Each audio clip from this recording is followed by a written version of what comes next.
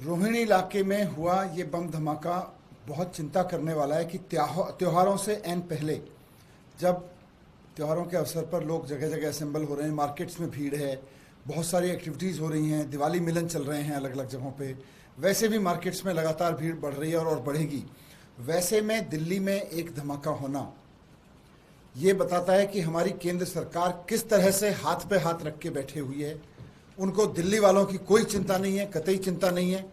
उनको दिल्ली की कानून व्यवस्था की, दिल्ली में लॉ एंड ऑर्डर की, दिल्ली में इंटेलिजेंस की उनको कोई चिंता नहीं है। पूरी तरह से ये केंद्र सरकार का फेलियर है, ये बताता है आज का ये धमाका।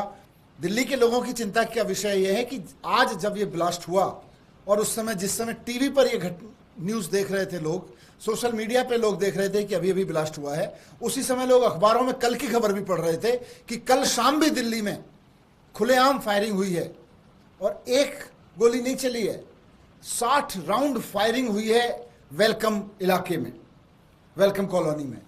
वहां पे एक लड़की घायल भी हुई है। मतलब ये हो क्या रहा है? कहीं से कोई आके दिल्ली में ब्लास्ट कर जा रहा है, कहीं से कोई गैंगस्टर आके खुलेआम हवाई फायरिंग करके चला जा रहा है, 60 राउंड फायरिंग करके चला जा रहा है। किसी गैंगस्टर को कोई डर नहीं है, किसी बम प्लांट करने वालों को कोई डर नहीं है। ये हो क्या रहा है दिल्ली में? और ये आज और कल की घटनाएं होती तो भी बड़ी चीज थी कि चलो ठीक है, वन ऑफ इंसिडेंट है, लॉ एंड ऑर्डर की कोई चूक हुई हो सकती है, कोई एक चूक मान सकते हैं।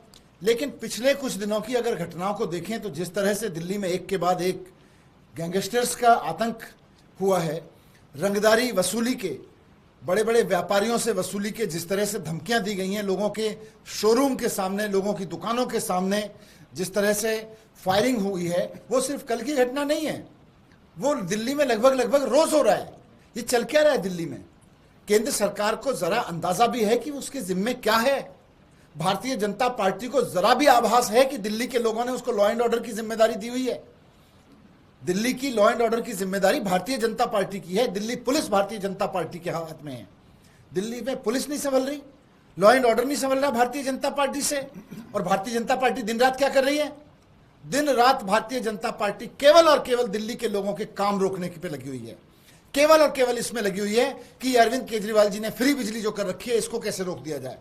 भारतीय जनता पार्टी पूरी तरह से सारी मेहनत, अपना सारा ज्ञान जो भी उनके पास में है, केवल इस बात पे लगा रहा है कि स्कूल और अस्पताल केजरीवाल जी ने जो ठीक कर दिए हैं उसको कैसे खराब किया जाए, तीर्थ यात्राएं कैसे बंद की जाएं, मोहल्ला क्लिनिक कैसे खराब की जाएं, सड़कें कैसे खराब की जाएं, सीवर कैसे खराब किए जाएं, दिल्ली जल बोर्ड का पैसा रोक के पानी कैसे खराब किया जाए लोगों का। भारतीय जनता पार्टी इसमें लगी हुई है।